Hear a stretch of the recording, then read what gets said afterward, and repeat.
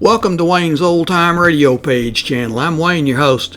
These programs are brought to you by support of our listeners. You can give your support at Patreon or PayPal, either one. There's clickable links in the description below. Thanks for your support and enjoy the shows. If you'd like for me to get you a shout out, there's a link to PayPal in the description below. Leave us a donation. We'll get it up here for you. Just tell us who you want it to. You, a friend, a girlfriend, a wife, spouse, whatever. And we'll get it up here. The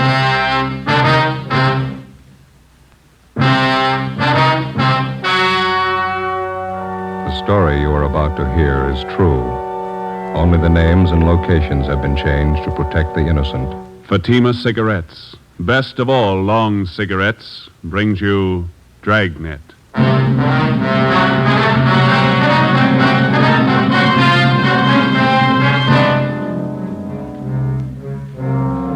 You're a detective sergeant. You're assigned to homicide detail.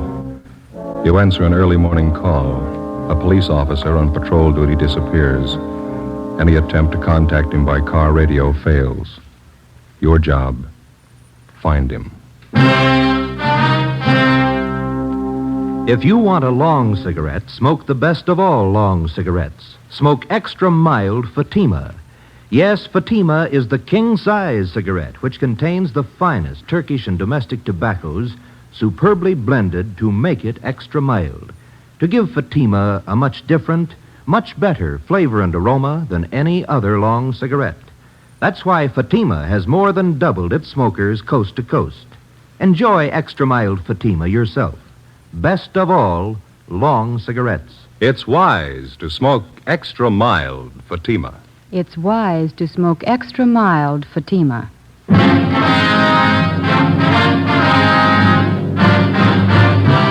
Dragnet, the documented drama of an actual crime. For the next 30 minutes, in cooperation with the Los Angeles Police Department, you will travel step by step on the side of the law through an actual case from official police files. From beginning to end, from crime to punishment, Dragnet is the story of your police force in action. It was Monday, June 4th. It was sultry in Los Angeles. We were working the early morning watch out of homicide. My partner's Ben Romero. The boss is Chief of Detectives Thad Brown. My name's Friday. It was 6:45 a.m. when we got to the Imperial Highway. San Pedro cutoff. Hi. Friday and Romero? Yeah, that's right. Pete Sutton, Sheriff's Department. How are you? Hello. We got here as soon as we could. Inspector Bowers fill you in? Yeah, Ed Baxter and Central Homicide told us to check with Bowers at the sheriff's office. And Bowers directed us to come out here and lend you a hand. This thing happens so close to the county line, they figure both departments ought to go to work on it. Sure, glad to have you. Looks like a tough one. Is this the highway patrol car the missing officer was assigned to? Yeah. This is just the way we found it. We turned off the ignition. Motor was running, lights were on. Must have been idling quite a while. The temperature was up pretty high. When'd you find it this way? 45 minutes ago. Missing patrolman's name is Eugene Brewer. State Highway Patrol called the Sheriff's Department a little before 6 a.m. Told us the missing officer wasn't acknowledging his radio call. I talked to Mark Benson. Is the radio all right? We checked it. In fact, it was operating normal when we found the car. Mike was out of the bracket, laying on the seat there. Yeah. Any ideas? No signs of struggle. No blood stains. This asphalt here. No footprints anywhere. Nothing on the shoulder of the road. You said the car was running? That's right. That eliminates any engine trouble. Yeah. No, there's more to it than that. Gotta be. Nobody has any idea why or when he left his car. Huh? You've got it all. You know as much as we do. What was the check on Brewer? Mark Benson says he's one of their top men. Been with Highway Patrol for 8 years. Good record all the way. Have you talked to anybody around here? Pretty remote spot out here. A lot of truck gardens, that's about all. My partner, Dave Terry, turned up one man. Maybe he's got something. That's him over by our car. Hey, Dave, would you send him over here, please? Who is the fellow? One of the farmers. Works a truck garden out here. Name's Henry Taniguchi. Lieutenant Sutton? Yes, sir. Mr. Taniguchi, this is Sergeant Friday and Romero. Oh, yes, sir. Oh, yes, sir. I know you filled my partner in, but would you mind going over it again for us? Oh, all right. I can tell you very little. You know, we start work early in the garden. Yes, sir. Conrad, a fellow I work with, Conrad Ishikawa. We started in the string beans about 5 o'clock this morning. Bean patch near Imperial Highway. Yeah. We noticed a headlight stop off the side of the road. This happened all the time along the highway, but this stayed very long. Mm-hmm. About what time did you notice this, Mr. Taniguchi? Must have been 10 minutes past 5. I remember ask Charlie Fujikuni, our cultivator man, what time was. I see. Did you see or hear anything out of the ordinary? Oh, no, sir. We wait a while, and headlight do not move. Conrad and I decided maybe somebody was in trouble. This highway quite deserted early morning hours. What'd you do then? We walked up to see what was wrong. When we get close, we could see was state highway car, so we know everything all right. Mm-hmm. Did you see the officer in the car? Oh, no. Door was open on the other side. We thought maybe officer investigate something down in the brush. Did you see him down there? Oh, no. We just think he was check up something. So we go back to work. You saw nothing out of the ordinary, nothing unusual? No, we don't. We hear radio play. We know everything okay. That checks out. The radio was functioning when we got here. Mm-hmm. You didn't notice any other cars around anywhere, did you? Oh, no, sir. Thank you very much, Mr. Taniguchi. Here's my card. Appreciate it. If you think of anything else, please let us know. Oh, yes, sir, I will. What happened to officer in this car? We don't know. Oh, he's all right. Probably look for somebody. Well, that makes us even. We're looking for him. Monday, June 4th, 8 a.m. According to our instructions, we headed back to the Hall of Justice to check in with Inspector Gordon Bowers and Captain Garner Brown of the Sheriff's Department. They were coordinating the search for the missing highway patrolman, Eugene Brewer. Inspector Ed Backstrand, Central Homicide, was helping out. To the peace officer, cooperation with all branches of the various law enforcement agencies is essential. Each man on the force knows the value of a coordinated effort. He knows that without the aid of the many divisions of law enforcing bodies in his city and county, the task of maintaining law and order would be a total failure. The local officer depends on the men in the federal, state, and county departments as they depend on him. Without this coordination, no one department could survive. 8:25 a.m., we met with Inspector Bowers and Ed Backstrand in the sheriff's office. Nothing, huh? Nobody saw him. If somebody did, we haven't found him, Inspector Bauer. We both figured the only thing to do was to ask for cooperation of the newspapers. We got it. Pretty good layout, huh? There's stories in every morning edition in town. They're running a picture and full description of the missing patrolman.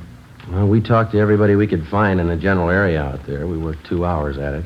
The spot where the patrol car was found is pretty remote. A couple of gas stations, some vegetable gardens. We told you about the Taniguchi fella. Checked all his friends that worked with him. They couldn't add anything. Maybe the newspapers will turn up something. I sent a special detail out there to fan out and search the entire area, 5 square miles. Yeah, it'll take time. There's nothing else we can do. No, there's nothing more we can do. There's nothing anybody can do until we can show them the patrol cars how to carry 2 men. Nobody seems to be able to do anything about it. Maybe they will now. Sending one officer out in a patrol car is like trying to run a trolley line with 1 man. How many cases can you remember in our department? Ed Dudman pulled the car over in Dogtown at 3 o'clock one morning. I remember. Driver turned out to be a guy with a record. Dudman couldn't know that. While he was making out the traffic ticket, the guy shot him down in the street. Dudman died before he could get help. Yeah, we do a lot of griping in the detective division, but those men in the patrol cars and the motorcycle boys, they get the dirty end of the deal for sure. You bet they do. When a detective is sent out on a job, he knows who he's after, what he looks like, what he can expect when he finds him. The boys in the patrol cars answer a call, a 390, a 415, a 507. Sure, we know what they're supposed to be, but how often do they turn out that way? Prowler, a peeping Tom? How many times do they have a gun in their pocket? How many cops do they kill every year? We've all been through it. We know what it is. Yeah, but how often do we think about it when we're griping on stakeouts? Let me tell you something. This goes for me as well as you. Let's not forget who the real cream of the force is, the backbone of any police department. Men on wheels. No question there, Skipper. Sorry, I didn't mean to make a speech, but when something like this happens, it gets to me. We're riding on short odds as it is. There ought to be 2 men in every patrol car. Well, we should have been somebody else with Brewer. The guy on the job just doesn't disappear without a trace. It's just what he's done. We've checked everywhere, everything. Excuse me. Bowers.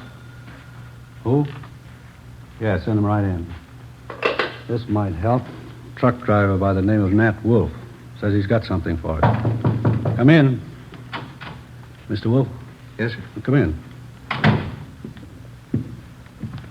Mr. Wolf, Inspector Backstrand, Sergeant Friday, and Romero. How do you do? Right.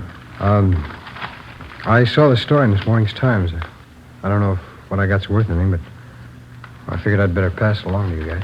Something on the missing highway patrolman? Well, I don't know. The reason I'm here, maybe it's just a coincidence, but I gave a fella a hand earlier this morning out on the Imperial Highway, not far from where the paper here says the empty patrol car was found. About what time was that, Mr. Wolf? Oh, around 4:30 this morning. You want to tell us about it? Yeah. I'm an independent trucker. I haul topsoil for different nurseries. Stuff out there in Imperial's good rich stuff. We dig it right out of the side of the hill. Yes, sir. Well, I just loaded up, and as on my way back to town, this fella flags me down. Said he'd had a flat, pulled out on the shoulder of the road to fix it. Said he didn't know it was sand. After he'd fixed the flat, he found out he stuck. He couldn't get his car. You gave him a hand, huh? No, not with the flat. He already had that fixed, but I towed him out. I see. That's how I became suspicious of this fella. How do you mean? Well, I offered to get out, hook up the tow chain. He said, no, just stay in a cab. I figured if he could do it alone, it was all right with me. Well, I pulled him out. But here's the funny part. Yes, sir. The chain got a kink in it from the weight of the pull. It's no mean job to handle that alone, but he says, no, he'll do it himself. Seemed to me like he didn't want me to get a good look at him or his car. I could be wrong, but, well, that's the way it struck me. Did you notice anything? Yes, I did. For one thing, I got a look at him when I threw on my backup lights and his car. That's a real funny one. What do you mean? Well, this is a fairly new car. I'd say no older than last year's model, a Plymouth. Well, at the risk of sounding completely nuts, I'm going to tell you that car looked like it had just been painted. There's nothing wrong in that, is there? Well, there is if you're off on the side of the road that time of the morning throwing cheap black paint all over a fairly new car. If he's using a spray gun, I could understand part of it. What's that? It was his license plate. The front one. It was all painted over. You couldn't read any of the numbers. Mm-hmm. What led you to believe he just finished painting his car? Oh, his hands and arms, and it was all over his clothes. Oh, I see. It's that kind of paint you put on the rag, you know. Oh, yeah. Well, I don't know. Was it worth bothering you guys about? You bet it was, Mr. Wolf. I can't tell you just what it means now. Maybe it doesn't mean anything, but certainly it's out of the ordinary and worth reporting to the police. Well, I hope so. I'd like to see you boys find that missing officer. Something's pretty rotten in Denmark about that one, huh? Maybe we found a hole. Maybe. Friday, I'd like to have you and Romero help out in the next step. What's that? Throw up a roadblock.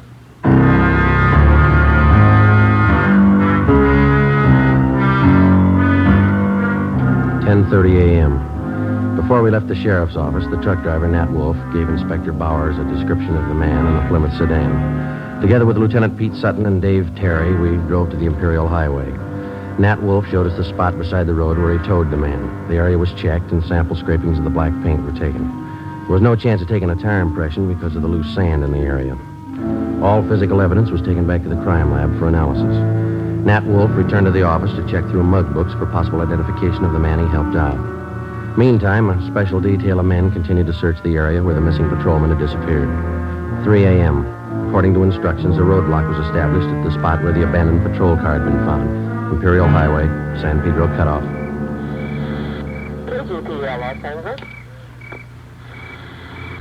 11A, 6 Spring, 118.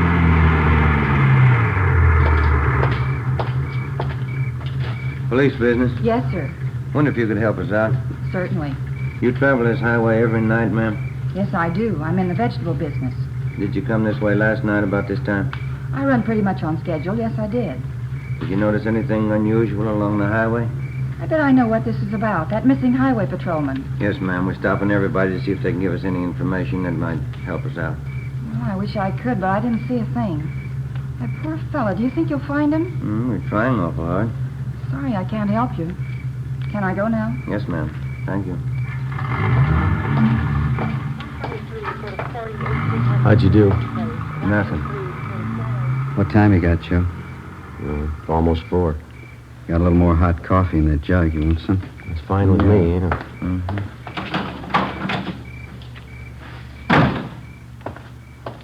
Here we are. Cups in the lid here. Ben, Joe? Thanks a lot. Watch your fingers. It's hot. Yeah.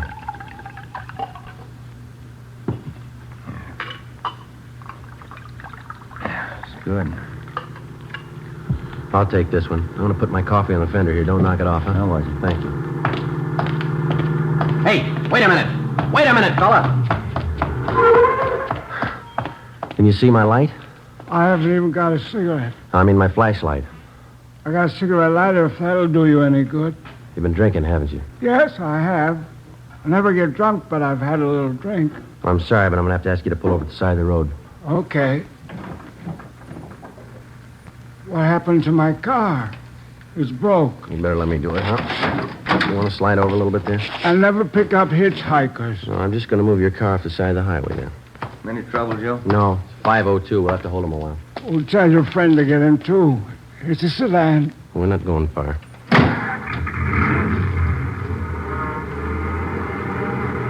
Where are we going? Right here. Is this the road to Pismo Beach? No, sir, not this one. Well, that dirty little Ernie, he lied again. He hates clams. What's that? I've been trying for 5 months to get to Pismo Beach for a bowl of clam chowder.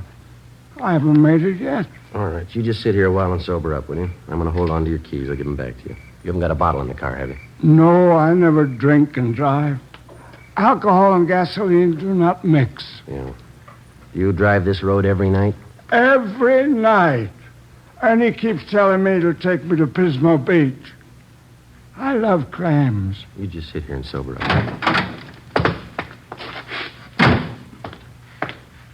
Happy drunk? Yeah, he's too drunk to drive. Yeah, getting along towards daylight. Where'd I put my coffee? Oh, I put it over here, Joe. Afraid we knocked it off. Oh, thanks. This one's mine. Hey. You seem to come in bunches. You get 2 or 3, and then you wait for an hour. You know, they don't use this highway much since they put through that alternate, you know. Police business. Yes, sir? You travel this highway every night about this time? Once in a while. Haven't been over this way in a week. You didn't drive this way last night? No, sir, I didn't. Anything the matter? Routine check. Thank you very much. You can go on. Nothing. Yeah. Well, looks like a hopeless job, doesn't it? Business is picking up. Here comes another one. Looks like one of your sheriff's cars, Pete. Yeah. Reynolds, homicide. Pete Sutton? Yeah, Reynolds. You can pack up. They found him. Is he all right? 2 bullet holes in the back of his head.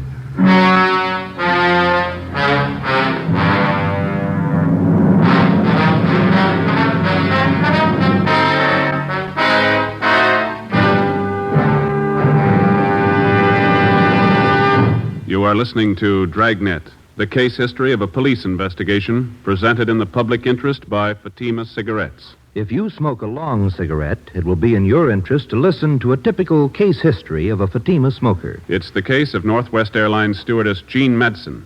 You'll see her picture in leading magazines this week. Now, her actual signed statement. There's one thing I really look forward to after a long flight, a good, mild smoke. That's why I prefer king-size Fatima. It's milder than any other long cigarette I've tried. Yes, I agree. It's wise to smoke extra mild Fatima. And so do more and more smokers every day. Actual figures show extra mild Fatima has more than doubled its smokers coast to coast. So enjoy extra mild Fatima yourself. The king-size cigarette, which contains the finest Turkish and domestic tobaccos, superbly blended to make it extra mild. You will prefer Fatima's much different, much better flavor and aroma. You will agree. It's wise to smoke extra mild Fatima. It's wise to smoke extra mild Fatima. Best of all, long cigarettes. 5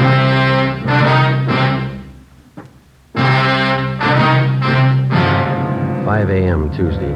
The body of Highway Patrolman Eugene Brewer was found half buried in a shallow grave approximately 4.5 miles from the point where his car had been found standing on the highway. The scene was roped off, photographed, measurements were taken, and the area carefully gone over for any physical evidence. A few scattered residents were again checked and asked if they'd heard gunshots. Since the nearest dwelling to the place where the body was found was 2 miles, there was a possibility that they could have not heard the shots. No one could give us any further information. The coroner's autopsy showed that Patrolman Brewer had been shot 3 times in the chest, 1 bullet directly entering his heart. He'd also been shot twice through the base of the skull. 1 p.m. Wednesday. I get it. Homicide, Friday. Pete Sutton, Joe. Yeah. Just had a call from our Hollywood substation. Woman reported her car stolen on Sunday night. Thought the guy was going to bring it back. That's why she didn't report it sooner. What about it, Pete? It's a Plymouth sedan, last year's model. Same type the truck driver told us about. Sounds good. We already have a broadcast out on it. We're putting out an APB now. You want to check and see if they got it on tonight's hot sheet? Right. Anything on the guy who stole the car? Boyfriend of the woman who owned it. He left her in a restaurant and got away with her car. You remember the description of the guy the truck driver helped out Monday morning? Mm-hmm. The guy that stole this woman's car, it's the same. Yeah. Still doesn't prove he had anything to do with it. Doesn't prove he didn't. Together with Pete Sutton and Dave Terry from the sheriff's office, we drove out and interviewed the woman whose car had been stolen. She told us that the man who had taken her car had also been seen in the company of one of her girlfriends, a Miss Helen Farrell, who worked as a cashier at a Hollywood theater. The Farrell girl identified the man as Mike Lapino, and she gave us a snapshot of him. She also gave us his last known address. We had no actual tie-in between the theft of the woman's car and the murder of patrolman Eugene Brewer, but the circumstantial evidence made it at least worth checking out. The only car known to have been in the vicinity the morning of the murder was the car the truck driver, Nat Wolf, had reported. The same make and model car had been stolen the night before the killing. The general descriptions of the man from two different people tallied closely. We figured before we'd pass this lead by, we'd check it out all the way. 4 p.m. Wednesday. We met with Inspector Bowers at the sheriff's office. We checked this Lapino's apartment, found a shirt and a pair of pants. Black paint on both of them. I sent for that truck driver, Nat Wolf, to identify this picture here. You find anything else in the apartment? Well, this address book, there's no local places in it. They're all Las Vegas, Nevada addresses. That's it, huh? Yeah. What'd you get from the record bureau on the guy? The I Bureau pulled the package on him. That is Mama sheet. Thank you. Mike Lapino. Spent some time at San Quentin. Armed robbery, grand theft auto, assault. Pretty good record. We're still not positive he had anything to do with the Brewer killing, but he's had the training for it. Yeah? Send him right in. Nat Wolf. Mm-hmm. Come in, Mr. Wolf. Thanks. A dirty shame about that boy. I read about it in the papers. Yeah. Got a photograph we'd like you to look at, Mr. Wolf. You bet. Yeah, that's the man. You're sure? Sure. No mistake. Hey, why do you suppose he was painting that car at 4 o'clock in the morning? Maybe that's what that patrolman wanted to know.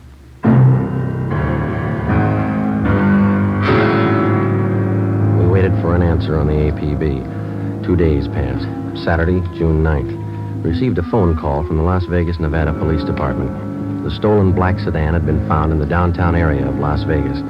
We requested them to put a stake out on the sedan and asked them not to disturb either the car or its contents. Together with Pete Sutton from the sheriff's office, Mark Benson from the Highway Patrol, and Ray Pinker of our crime lab, we flew to Las Vegas. Pinker checked the stolen car. Embedded in the rear seat were 2 spent bullets. There were also bloodstains on the seat and on the floor of the car. Pinker flew back to Los Angeles where the evidence was analyzed. The bullets found in the car were fired from the same gun as the bullets found in the body of the dead patrolman. Fingerprints lifted from the stolen car matched those of Mike Lapino. Saturday afternoon, we checked in with Chief Harry Miller, Las Vegas Police Department. This is all you've got on him, huh, Chief? That's most of it, yeah. Since we staked out that black sedan, I've had the town covered for Lapino. No one saw him abandon that car, huh? No one we know of, no. Had good cooperation from the newspapers. Story's been on page 1 since the thing broke. Anything come of those names we got from Lapino's address book, the ones we phoned for you? Let's see, I got the list right here. Yeah, here we are. These are the ones my men have checked out already. George Connolly, nothing there. Harry Carlson, he and his wife have been checked out, nothing there.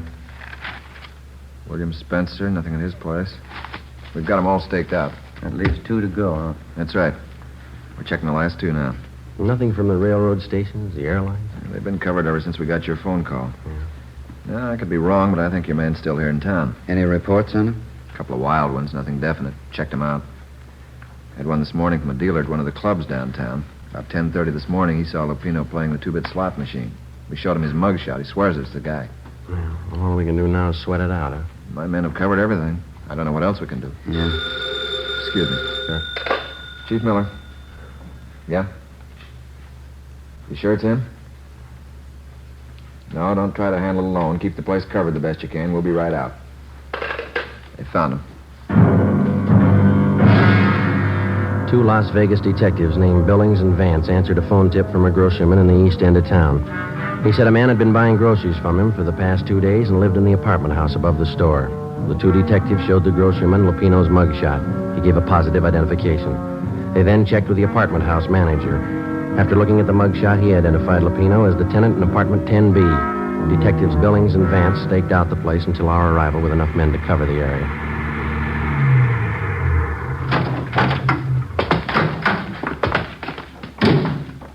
Vance?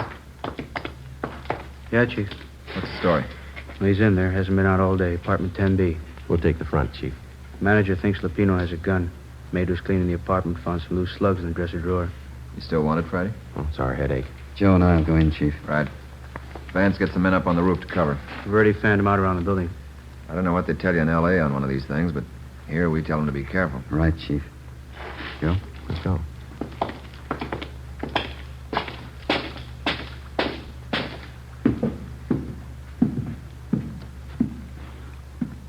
On the second floor. Let's take the stairs here. All right.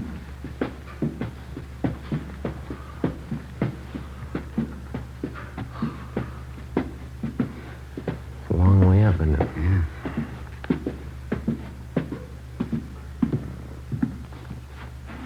This way.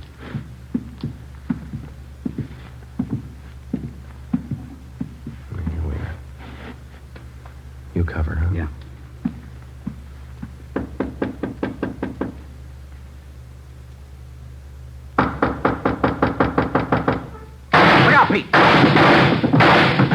Shot right through the door. Yeah, he's got 2 left. Unless he's got another gun. Now, let's take him. One good kick ought to get the lock. Right. Just a minute.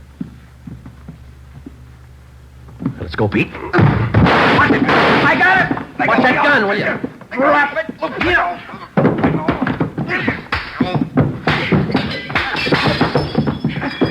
Let it alone, Lupino. I got it. All right, come on, get up. You all right, Pete? Okay. I get the cuffs. What's the big idea? You tell us. You killed that patrolman. He got tough. You didn't have to kill him. Spotted the stolen car. What else could I do? Come on, you. He had as much chance as I did. That figures.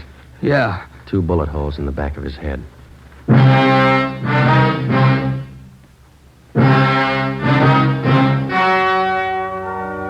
The story you have just heard was true. Only the names and locations were changed to protect the innocent. On October 2nd, trial was held in Superior Court, Department 91, City and County of Los Angeles, State of California. In a moment, the results of that trial. And now, here is our star, Jack Webb. Thank you. The working detective knows that every member of his local police department is a qualified man. He knows that his fellow peace officers have been carefully selected to perform their specific duties by trial, by examination, and by results. And so, with a cigarette, the makers of Fatima carefully select and blend only the finest Turkish and domestic tobaccos to make Fatima extra mild. Best of all long cigarettes. If you're a long cigarette smoker like I am, smoke Fatima. Every pack is extra mild. Fatima.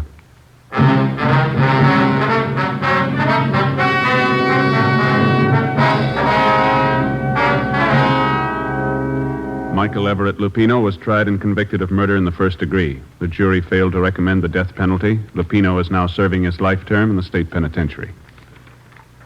Ladies and gentlemen, the Los Angeles Police Department requests the cooperation of all Dragnet listeners in the following police matter. The Los Angeles Police Department would like every and any information regarding a gun fitting the following description: .38 caliber special Smith & Wesson revolver, gold seal model. The gun has a blue steel 4-inch barrel. The serial number is 210088. 210088. If you have any information as to the past or present whereabouts of this gun, contact W.H. Parker, Chief of Police, Los Angeles, California. This is a very important matter. All information furnished will be held in strictest confidence. Thank you. You have just heard Dragnet, a series of authentic cases from official files. Technical advice comes from the Office of Chief of Police W.H. Parker, Los Angeles Police Department. Coming up, Duffy's Tavern. 3 chimes mean good times on NBC.